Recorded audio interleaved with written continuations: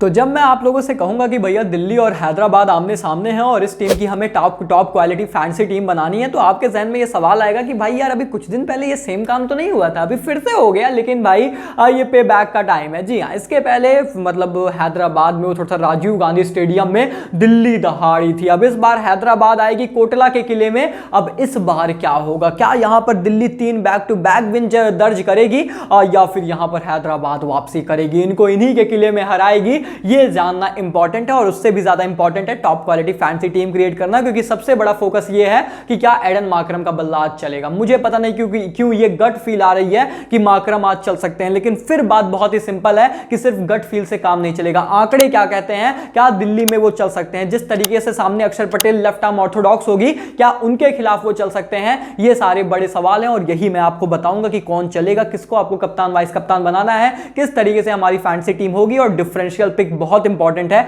उसको ध्यान से सुनिएगा। तो ऐसे में चलिए शुरुआत करते हैं, सीधा मुद्दे की बात करते हैं। सबसे पहले बात कर लेते हैं लास्ट 3 T20 मुकाबलों के बारे में जो कि इस मैदान पर खेले गए हैं और बहुत ही थोड़े से बेचैन करने वाले आंकड़े हैं, क्योंकि बहुत ही यहां पर अनइवन सा कुछ आंकड़ा देखने को मिला। अब कोलकाता डीसी के मैच में पूरा स्पिन टू विन की थ्योरी थी, स्पिनर्स बहुत डोमिनेट कर रहे थे, पिच बहुत स्लो और बहुत लो थी। वहीं पर दिल्ली कैपिटल्स एमआई के गेम में एक्चुअली ठीक ठाक पिच हमें नजर आई थी और थोड़ा सा हाई स्कोरिंग वेन्यू था, और दिल्ली कैपिटल्स और गुजरात टाइटंस के पिच में it was all about pace and pace. वहां पर पेसर्स को बहुत मदद मिल रही थी, गेंद स्किड कर रही थी। अब आज मैं आपको वैसे एक बहुत इंटरेस्टिंग बात बताता हूं। आज थोड़ा सा क्लाउडी कंडीशंस दिल्ली में बताई जा रही हैं, और क्लाउडी कंडीशन का मतलब आप समझ रहे हैं, पेसर्स भी गेम में आ सकते हैं। सब कुछ ध्यान से सुनिएगा भाई, पूरी वीडियो को ध्यान से देखिएगा, बहुत इंपॉर्टेंट होने वाला है। अब सबसे पहले बात कर लेते हैं quick fact of the day के बारे में। क्विक फैक्ट यहां पर क्या कहता है, आपके दिमाग की बत्ती जलाएगा, एडन मार्करम पर ही आ जाते हैं। आपको पता है एडन मार्करम चल सकते हैं, नहीं चल सकते, बहुत कुछ आप भी सोच रहे होंगे, कप्तान बनाए नहीं बनाए। अब सामने कौन है पता है, सामने है अक्षर पटेल, और एडन मार्करम को अक्षर पटेल ने, आप विश्वास नहीं करेंगे, 3 गेंदों में 2 बार आउट कर रखा है। मतलब 3 बॉल में बंदे को 2 बार पवेलियन भेजा है। तो ऐसे में अगर आज भी उनको 1-2 गेंद में निपटा दें तो कोई बड़ी बात आप लोग मत मानिएगा, इस तरीके के आंकड़े हैं। लेकिन क्या आज एडन मार्करम अक्षर पटेल को झेल सकते हैं? और अगर उनको झेल गए फिर ये पूरी तरीके से ध्वस्त कर देंगे दिल्ली कैपिटल्स को, ये भी आप ध्यान में रखिए। तो बहुत ही रिस्की है लेकिन कैलकुलेटिव है, और वो पूरा कैलकुलेट करके आपको समझाने वाला हूं। लेकिन समझिए आप सबसे पहले भाई मेरे पिच रिपोर्ट की, आखिर पिच यहां पर क्या कह रही है, वो भी तो बहुत इंपॉर्टेंट रोल प्ले करेगा। पिच रिपोर्ट ये कह रही है कि जिस टीम ने कोटला में चेस किया है उसने सारे के सारे मुकाबले जीते हैं। तो यहां से पता है सबसे इंपॉर्टेंट फैक्टर क्या है, जैसे हम एडन मार्करम की बात कर रहे हैं, अगर चेजिंग आती है तो अब चेस करने वाली टीमों ने सारे मुकाबले जीते, यानी कि चेस करना आसान हो रहा है। तो क्या पता एडन मार्करम का बल्ला चल जाए, उस हिसाब से आप रिस्क ले सकते हैं। यही सारी कैलकुलेटिव स्ट्रेटजी है जो आपको जहन में रखनी रहती है जब आप अपनी फाइनल टीम बनाते हैं। तो आप ये सोच के चलिएगा कि अगर सेकंड इनिंग एडन मार्करम जाते हैं तो वाइस कप्तान के बुरे विकल्प नहीं है, क्योंकि अब बल्ला चलता है चेस करने वाली टीमों का। लेकिन अगर वो पहली पारी में बल्लेबाजी करें तो रिस्क थोड़ा सा ज्यादा है, स्पेशली कंसीडरिंग कि सामने अक्षर पटेल है। और उसके बाद पिच रिपोर्ट में पॉइंट नंबर 2 ये है कि क्लाउडी डे रहेगा और 20% बारिश के भी अनुमान है। तो कहीं ना कहीं फोरकास्ट थोड़ा सा क्लाउडी सा है, और इसकी वजह से होगा क्या ये आप समझिए। क्लाउडी कंडीशन से कुछ नहीं समझ में आएगा, लेकिन जो इंपॉर्टेंट है वो ये है कि पिच पर मॉइस्चर बनी रह सकती है, पिच पर नमी बनी रह सकती है, क्योंकि धूप के साथ वो एक्सपोज नहीं होगी। तो शायद स्पिनर्स तो उतने गेम में ना आए, हालांकि स्पिनर्स भी आते हैं, गेंद स्किड करती है, लेकिन पेसर्स बहुत ज्यादा गेम में आ सकते हैं अगर क्लाउडी कंडीशंस रहेंगी। और साथ ही साथ अगर पिच को जैसा मैंने बताया कुछ मॉइस्चर रहेगा तो इनिशियल ओवर्स में यहां पर तेज गेंदबाज आपको थोड़ा सा गेंदें लहराते हुए नजर आ सकते हैं। और वैसे भी आप मत भूलिए कि दोनों टीमों के पास काफी क्वालिटी तेज गेंदबाज हैं। तो ऐसे में ये चीजें आपको ध्यान में रखनी है। अब बात करते हैं यहां पर बहुत इंपॉर्टेंट पावर प्ले पॉइंट के बारे में, कि वैसे ही क्लाउडी कंडीशन एक्सपेक्टेड है, गेंद स्किड हो सकती है। हालांकि पिच रिपोर्ट हम देखेंगे, फाइनल टीम टेलीग्राम पर देंगे, लेकिन पावर प्ले पॉइंट क्या है, क्या पावर प्ले में विकेटें गिरती है? अब पिछले मुकाबले में क्या बोला था आपसे, पावर प्ले में विकेट गिरेगी। अगर पंजाब किंग्स सेकंड इनिंग में बल्लेबाजी करेगी तो विकेट गिरेगी ही गिरेगी। इसीलिए हमारे शिखर धवन न कप्तान थे न वाइस कप्तान थे, पता था भाई वो बंदा आउट ही होगा, प्रभ सिमरन आउट ही होंगे, और वही हमें देखने को मिला। इसीलिए भैया ये सारे पहलू आपको बहुत ध्यान में रखने हैं। और ऐसे में यहां पर पावर प्ले पॉइंट क्या कहता है इस मुकाबले को लेकर। बैटिंग में अगर आप देखेंगे दिल्ली कैपिटल्स टीम ने इस पूरे आईपीएल में अब तक कोई भी ऐसा पावर प्ले नहीं गया है जहां पर इस टीम के विकेट ना गिरे हो, मतलब इनकी विकेट गिरती ही गिरती है। पिछले मुकाबले में याद होगा फिल शॉर्ट को भुवनेश्वर ने पहली गेंद पे ही निपटा दिया था। तो भाई साहब विकेट यहां पर हमेशा गिरा रही है दिल्ली कैपिटल्स टीम, और इससे आपको यह समझ में आता है कि आज के भी मुकाबले में शुरुआत में अपफ्रंट विकेट गिर सकती है। विकेट ले कौन सकता है, जो शुरुआत में हैदराबाद के लिए गेंदबाजी डालेंगे, यानी कि भुवनेश्वर कुमार भी ले सकते हैं। और उसके बाद दोस्तों सनराइजर्स हैदराबाद टीम को जब आप बैटिंग करते देखेंगे, एक्चुअली सरप्राइज हैदराबाद ने भी एक भी पावर प्ले ऐसा नहीं गया है जहां पर अपनी विकेट ना खोई हो। तो इनको भी विकेट गंवाने की आदत है पावर प्ले में, और दिल्ली कैपिटल्स टीम को भी विकेट गंवाने की आदत है। तो आप ये मानिए कि ओपनर्स पर रिस्क लेना आज उतना उचित नहीं होगा। ये बात आपको समझ में आई होगी, क्योंकि कोई भी ओपनर आउट हो सकता है, हमें पता नहीं है, और कोई भी जो ओपन करेगा गेंदबाजी में दोनों टीमों में वो विकेट चटका सकता है। तो उनको टीम में रखना जरूरी बन गया। बस यही चीजें आप याद रखिए। और फिर क्या पॉइंट मैंने बताया, Delhi Capitals up front movement Delhi में, क्योंकि आज बारिश के अनुमान है तो थोड़ा सा मॉइस्चर हो सकती है। सारी चीजें रिलेट हो गई। अब आप समझ गए टीम कैसे क्रिएट करनी है। और उसके बाद दोस्तों इन सभी पहलुओं को जोड़कर अब हम बात कर लेते हैं फटाफट से टॉप पिक्स के बारे में। इस मुकाबले को लेकर मेरी टॉप पिक कौन है? नंबर 1 पर आते हैं भुवनेश्वर कुमार। अब Bhuvneshwar Kumar surprise new ball bowler हैं। शुरुआत में अगर इनकी पहली गेंदबाजी आई खास तौर पर तो फिर से ये जैसे पिछले मैच में इन्होंने शाइन किया था, वैसे आज ये दो से ज्यादा विकेट भी चटका सकते हैं। और कारण यही है कि गेंद स्किड करेगी और सामने रहेंगे फिल सॉल्ट, सामने रहेंगे डेविड वार्नर भी बहुत ज्यादा स्ट्रगल करते हैं अगेंस्ट भुवी, लेकिन चलो वो तो मान लो टिप टाप करके संभाल लेंगे, लेकिन फिल सॉल्ट यहां पर खुद की विकेट गंवा सकते हैं। और इसीलिए Bhuvneshwar Kumar is a player to watch out for. और इस वेन्यू पर अगर मैं आपको और एक बात बताऊं, इस वेन्यू पर भाई अगर आप इनको देखेंगे ये विकेटलेस गए ही नहीं है। सिर्फ एक बार, वो भी पहली इनिंग में गेंदबाजी करते हुए इनको 0 विकेट मिली, नहीं तो सेकंड इनिंग में तो भैया 3-3 विकेटें भी चटकाएंगे, और फर्स्ट इनिंग में भी 2-2 विकेट ये चटका लेते हैं। तो इसीलिए भुवनेश्वर कुमार आपकी टीम में जरूर होने चाहिए। सारे पहलू इसी तरफ इशारा कर रहे हैं। और उसके बाद नंबर 2 पर अक्षर पटेल फॉर श्योर। और इनका रीजन आप जानते हैं, पिछली बार जब मुकाबला था यही हमारे कप्तान थे और इन्होंने ही डिलीवर किया था। इन्होंने ही हमारी टॉप क्वालिटी फैंटेसी टीम से सबको प्रॉफिट कराया था।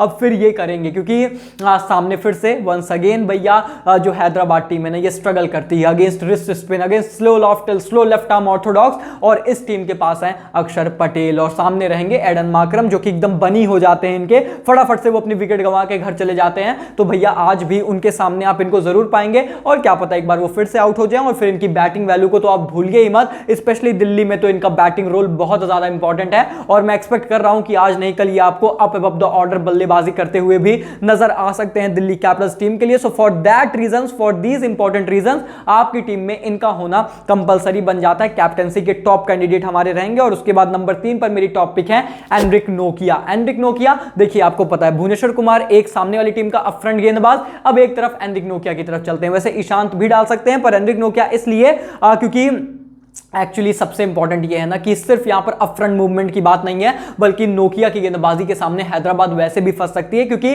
कोई भी ऐसा इनकी टीम में मुझे नजर नहीं आता जो रॉ पेस को अच्छा खेलता हो क्लासन को छोड़कर। और क्लासन अब बाद में आएंगे, उसके पहले और पिछले मैच में तो इनफैक्ट क्लासन शायद नॉटजे पर ही आउट हुए थे, नहीं पर आउट हुए थे।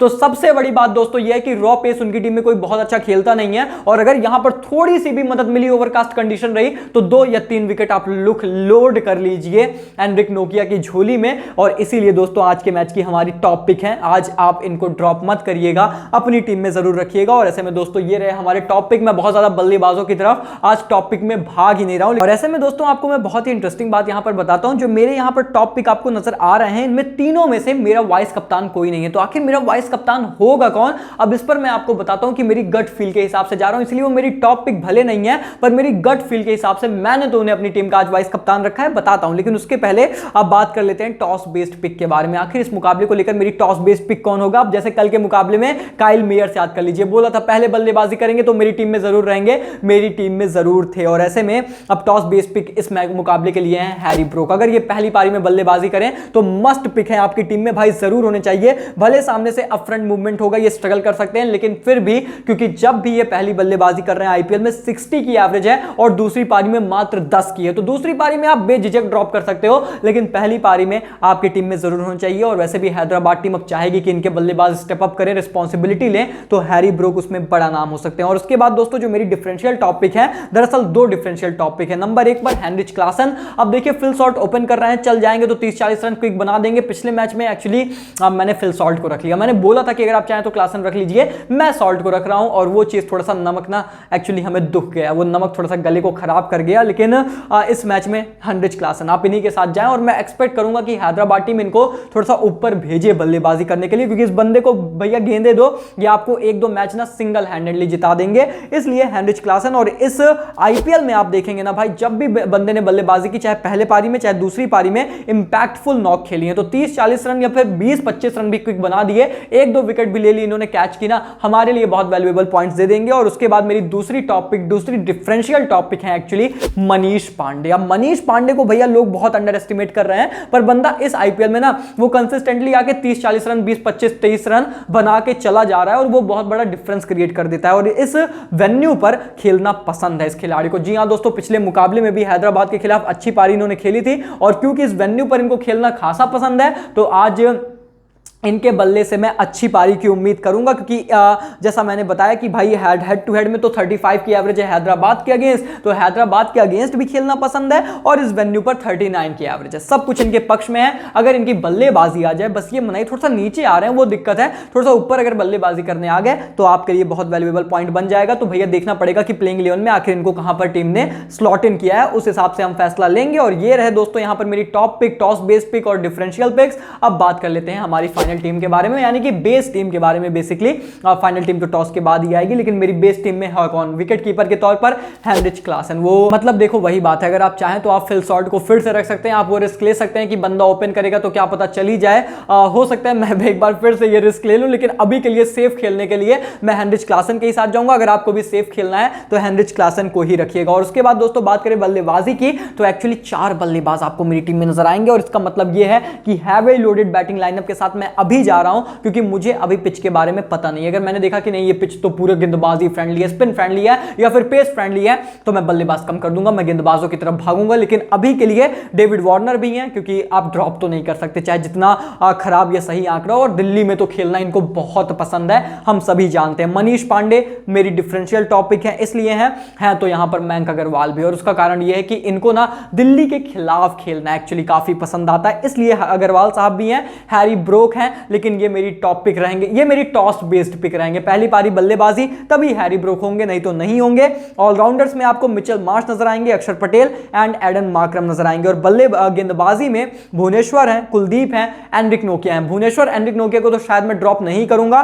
कुलदीप पर मैं कॉल लूंगा टॉस बेस के हिसाब से, यानी कि पिच के हिसाब से, और साथ ही साथ मार्को यानसन टीम में आ सकते हैं, डिपेंडिंग अपॉन कि कुलदीप रहते हैं या फिर नहीं रहते हैं, या फिर कोई बल्लेबाज मैं ड्रॉप करता हूं, क्या पता हैरी ब्रोक ड्रॉप करूं तो उनकी जगह आपको देखने को मिल जाए। हालांकि दोस्तों अगर रही बात अभी कप्तान की, तो मेरे कप्तान है अक्षर पटेल, जैसा मैंने बताया टॉस बेस्ड सेफ पिक है। और मेरे वाइस कप्तान सरप्राइज आपको मेरे वाइस कप्तान नजर आएंगे दोस्तों मिचेल मार्श। जी हां, मैं मिचेल मार्श पर भरोसा दिखा रहा हूं, सिर्फ और सिर्फ मेरी गट फील है। मुझे पता नहीं क्यों लग रहा है कि पिछले मैच में बंदे ने 15 गेंद पे 25 रन की पारी खेली है, और इनको गेंदबाजी मोस्ट ऑफ द टाइम तो दे ही दी जाती है, और दिल्ली में अगर थोड़ी सी स्टिकी पिच रही या फिर पेसर्स को मदद रही तो फिर ये गेंद भी डालते हुए नजर आ सकते हैं। अगर वहां एक विकेट चटकाई और इनके बल्ले से रन निकले, जो कि मुझे लगता है निकल जाएंगे आज के मैच में, सिर्फ मेरी गट फील है, मेरे वाइस कप्तान है भैया ये आज के मुकाबले के लिए। हालांकि आप निश्चित तौर पर अपने हिसाब से चीजें अभी रख सकते हैं, बाकी फाइनल टीम तो हम टॉस के बाद पूरा सोच समझ के देंगे। अभी के लिए ये मेरी बेस टीम है, तैयार है, आप भी तैयार कर लीजिए, कॉन्टेस्ट ज्वाइन कर लीजिए, हमें टेलीग्राम पर ज्वाइन कर लीजिए, DRCP fantasy, link description comment box में पिंड है,